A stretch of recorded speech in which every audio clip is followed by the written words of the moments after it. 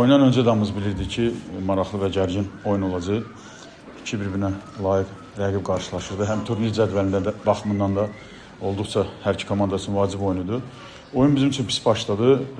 Bir neçə qol epizodu verdik və hər birində də belə deyək, öz səhvlərimizdən irəli gəldi qol epizodları. Sonra 15-20 dəqiqədən sonra birinci hissədə oyunu bərabərləşdirdik və bizim də bir neçə təhlükəli hücumlarımız var idi. Amma ikinci hissəyə çox yaxşı başladıq, fəal başladıq, sürəti qaldırdıq, daha fəal oynamağa başladıq. Və o dəqiqələrdə, əslində yaxşı oynadığımız dəqiqələrdə qol buraxdıq. Biraz məyus edici oldu, üzücü oldu. Ona baxmayaraq komanda ondan sonra verdiyi reaksiya möhtəşəm idi. Neftçi kimi rəqibə qarşı üstünlük yaratmaq, təzyiq göstərmək. Təbii olaraq burada hesabın da rolu var idi ki, rəqib də hesabı qorumağa çalışırdı. Amma yenə də soyuqqanlı qalıb hücumları davam etmək, qol vurmaq, çalışıb qol vurmaq və son dəqiqələrdə qol vurmaq olduqca önəmli idi, mənim üçün qürur vericidir. Və futbolçanı bir daha təbrik edirəm. İnşallah ki, 3 gün sonra bizi yenə də olduqca önəmli bir oyun gözləyir. Artıq tez bir zamanda oyuna köklənməliyik. Sual var.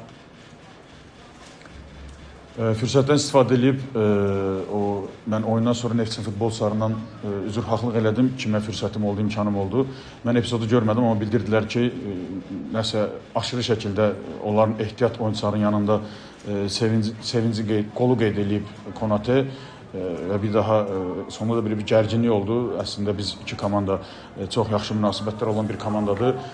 Fürsətdən istifadə edib Neftçi komandasına o baş verən insidə görə və ehtiyat oyunçuların qarşısında o cür aşırı şəkildə sevindiyinə görə üzr istəyirik.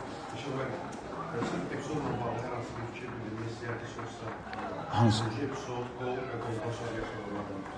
Qoldan sonra yaşananlar mən bilmirəm, amma deyilənə görə aşırı şəkildə ehtiyat oyunçuların yanında qeyd edib qolu. Çünki mən də qol olanda çöndüm arxaya, biraz mən də sevinmək kimi arxaya çöndüm, o tərəfə getdim. Orada nə baş verdi görmədim. Qolla bağlı da